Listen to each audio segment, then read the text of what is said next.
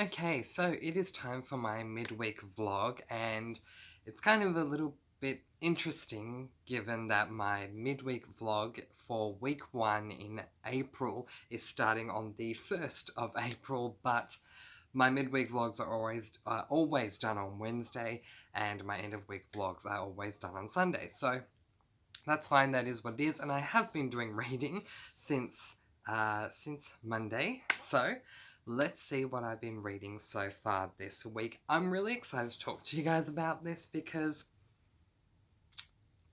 I have some things I need to share. This book, okay. This book is called The Hobbit, and it is by J.R.R. Tolkien. Okay, let's talk, shall we? Let's first of all talk about where I'm up to. So I am at page 270, so I'm basically there. So I'm quite a fair way through, which is pretty good. And I will be finishing this book tomorrow. Not because I love it, but because I want it done. So there are some bright shining moments that do come up in this book. Tolkien has a wonderful sense of humor, and the first chapter was so funny and it was really humorous, and I really enjoyed it. And then I'm not going to give away spoilers, but there is a scene that is in a dark cave where we meet a certain creature, or the protagonist meets a certain creature, and God, I love that scene. That was amazing. But that's about it for the positives for me with this book. So from the little research I did before going into reading this series, and in case this is the first time you're watching one of my videos, hello, welcome. I'm Mr. Francy. I like to read. I have never read anything to do with Lord of the Rings at all, and I've never seen any of the films before, but it is one of my best friend's birthdays this month, and to honor her for her birthday, I told her that I'm going to be reading one of her favorite series, Lord of the Rings. So knowing nothing, I went blindly into this book, but I'd done some research into the background of J.R.R. Tolkien and his inspiration to write this book. And from that little research that I had done, what I found out was that Tolkien wrote this book to read to his children, which is really beautiful considering that Lord of the Rings 1, 2, and 3, the books that follow this one, excuse me, are more, well, they're an older grade. I don't know exactly if this book is middle grade or if it is YA. There seems to be speculation across the board with which one it is, but regardless of which age range this one is, the 3 Lord of the Rings books that follow on from this one are of a higher age range. And that's fine. I have no problem with that. But you can tell that this book has been written with the purpose to read it out loud to kids.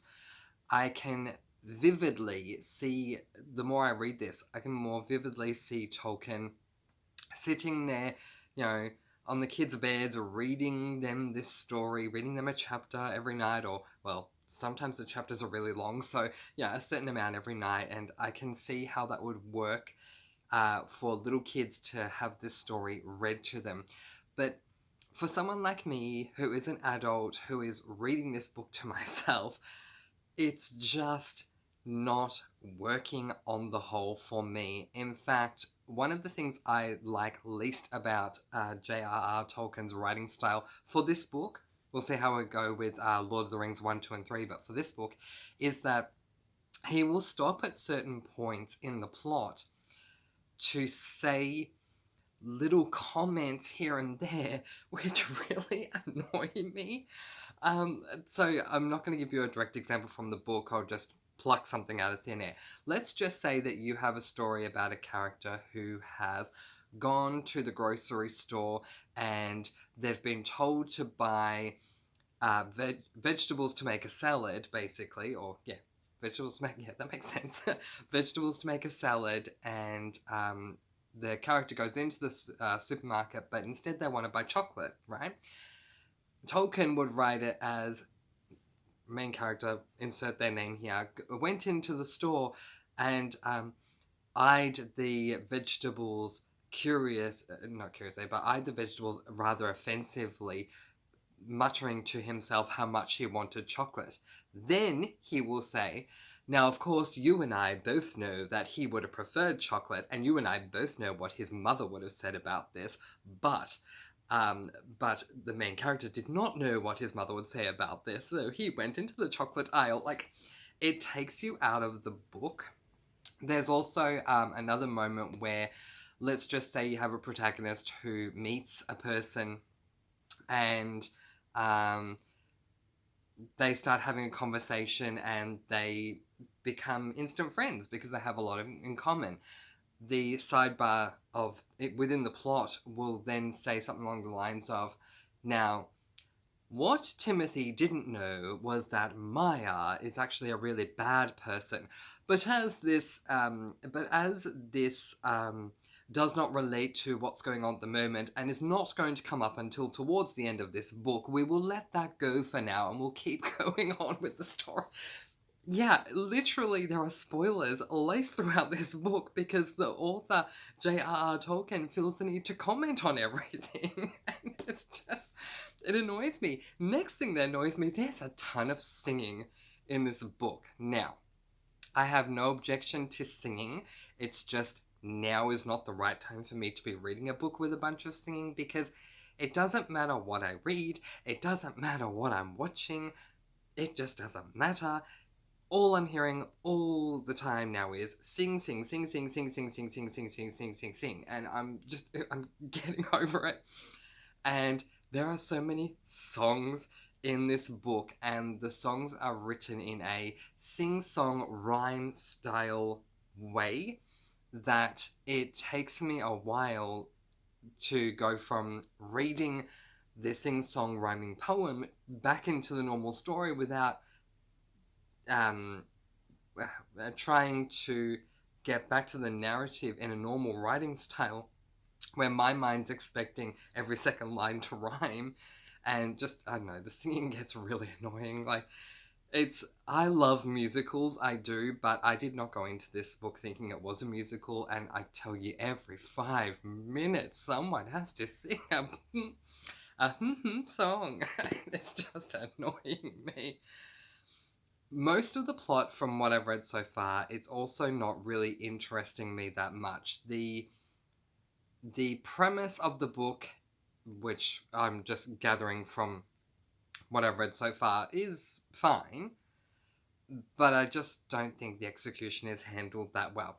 Now, let's just do a very quick sidebar and talk about J.R.R. Tolkien. I found out today that he, thanks to this series and his writing, he is responsible for the fantasy genre becoming what it is today. Okay. All hail King Tolkien for what he has done for fantasy, because I love fantasy, and from what a lot of people say, without Tolkien, fantasy wouldn't be what it is. So, all hail the king. I understand that.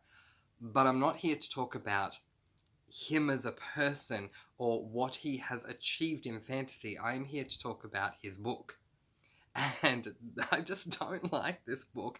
So, as I said earlier, I am up to page 271. I'm really close to finishing this book. When I have finished it, I am going to then watch the film afterwards and make some comparable notes and stuff, and I'll discuss all of that in the review that I do. Now, I do want to let you know, because I'm sure there are some of you who have seen my other videos who are thinking, but Mr. Francy, you are known for your DNFing. Why don't you just DNF this book if you don't like it? But the thing is, because I am reading the Lord of the Rings trilogy plus the prequel, The Hobbit, in honor of my friend whose birthday it is this month, because it is her favourite series, I went into my April TBR practically giving this book, Lord of the Rings 1, Lord of the Rings 2, and Lord of the Rings 3 books, those 4 books, immunity. In other words, they cannot be voted off the island. So no matter how much I dislike them, I'm going to get through all of them.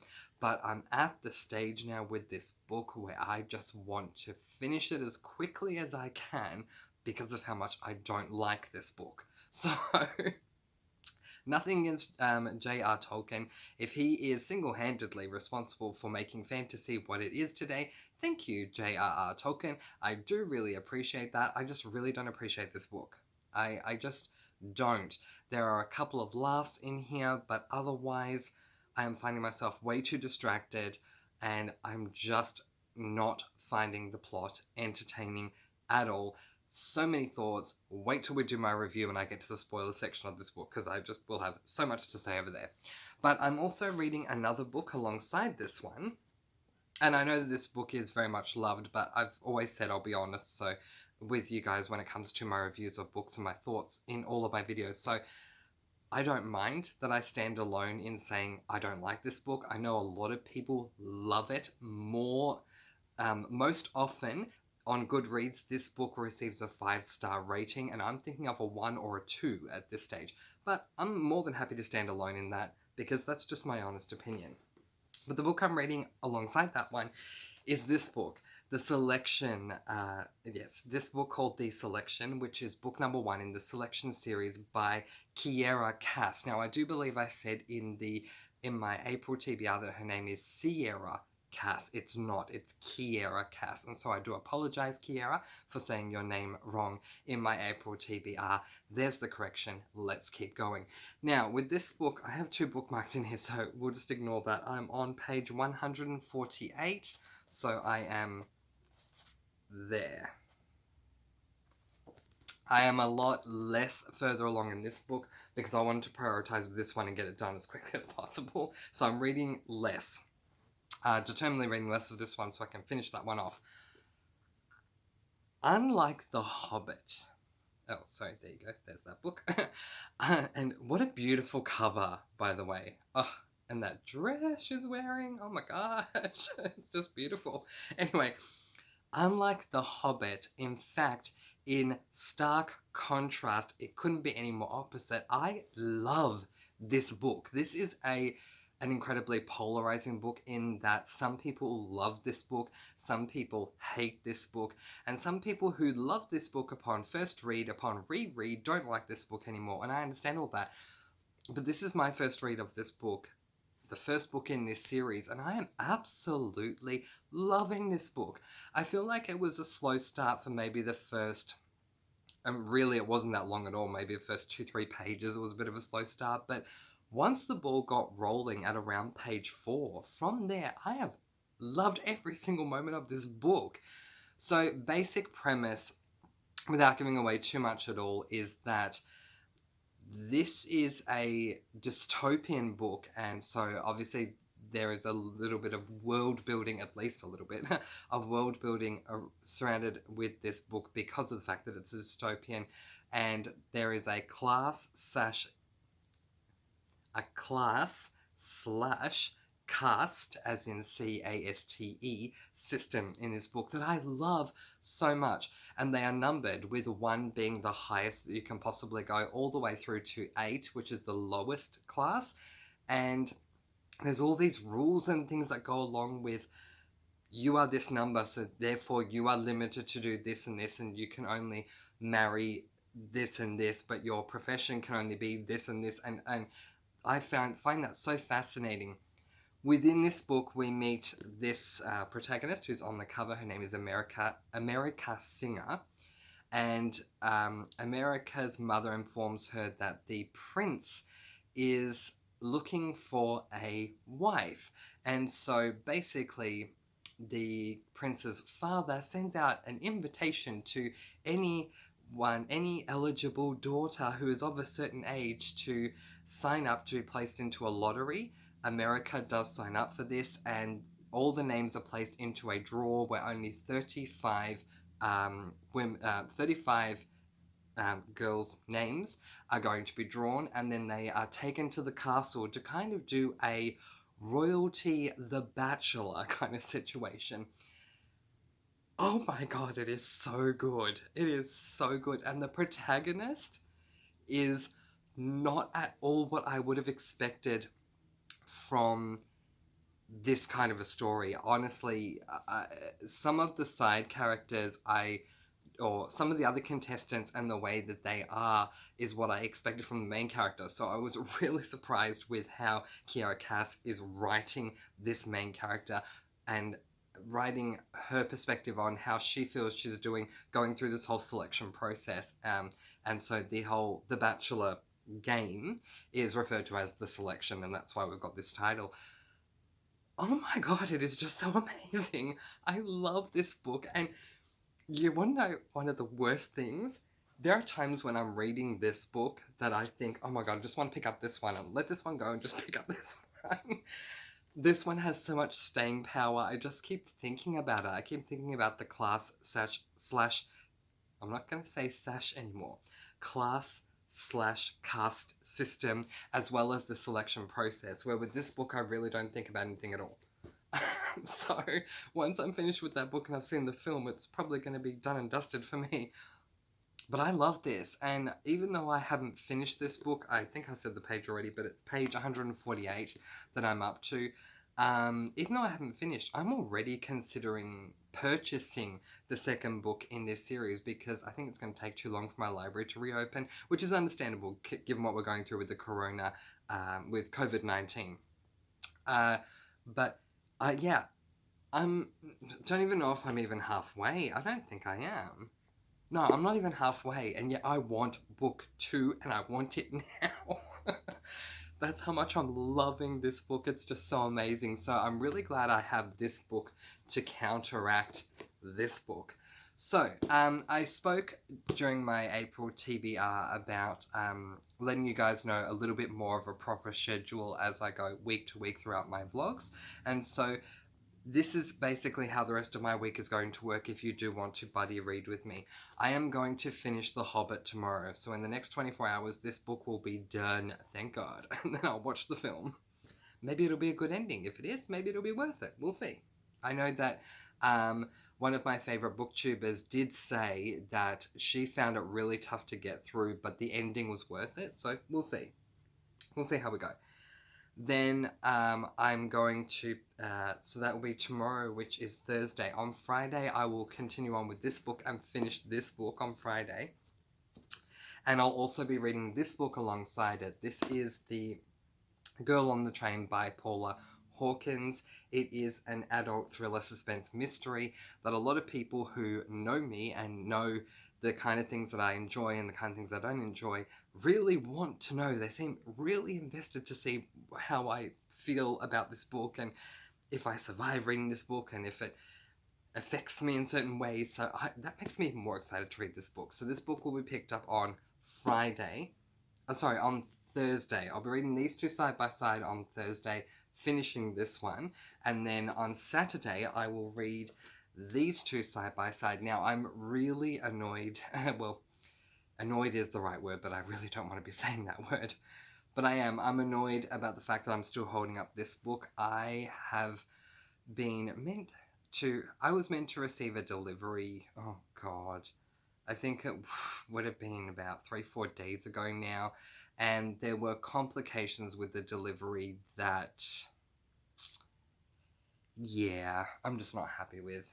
Long story short, the people who are delivering these books to me told me that they tried to deliver it, but no one was home, and yet I was home all day that day. So I've been trying to work things out and get these books delivered to me. Then I was promised they'll be delivered to me today, and they did not arrive today. So I understand with what's going on with COVID-19 that things are a bit here, there, and everywhere, but when you're promised something and you don't receive it, that really does annoy me a bit. I will not specifically be reading from this book unless the other one doesn't arrive, and then I will.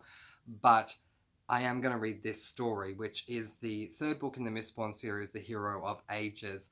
I will read the other copy when it arrives, but if it doesn't arrive by the time we get to the weekend, then on Saturday I will read a little bit of this book, and then on Sunday I will read a little bit more, and that will end week 1 for me. So if you did want to buddy read with me, pick up probably this book, because I'll finish this one tomorrow easily. I want it done. But feel free to pick up this book, and I'll finish it in the next 48 hours. And then in 24 hours, I'll start reading this one and should probably have that finished in 48 hours as well. So if you start now, you'll have about 3-4 days to read this one with me. And yeah, and then I'll begin reading this one on Saturday. I'll read a little bit Saturday, a little bit Sunday, and then I'll shelve it and get on to week 2. So there you go. These are the books that I have been reading so far this week. This one, not loving, 1 to 2 stars. This one, absolutely loving and already want book 2, 5 stars. Thank you so much for watching. I post videos every Wednesday and Sunday and reviews in between, letting you guys go with peace, blessings, and so much love. Mwah. Happy reading. Bye, guys. Bye.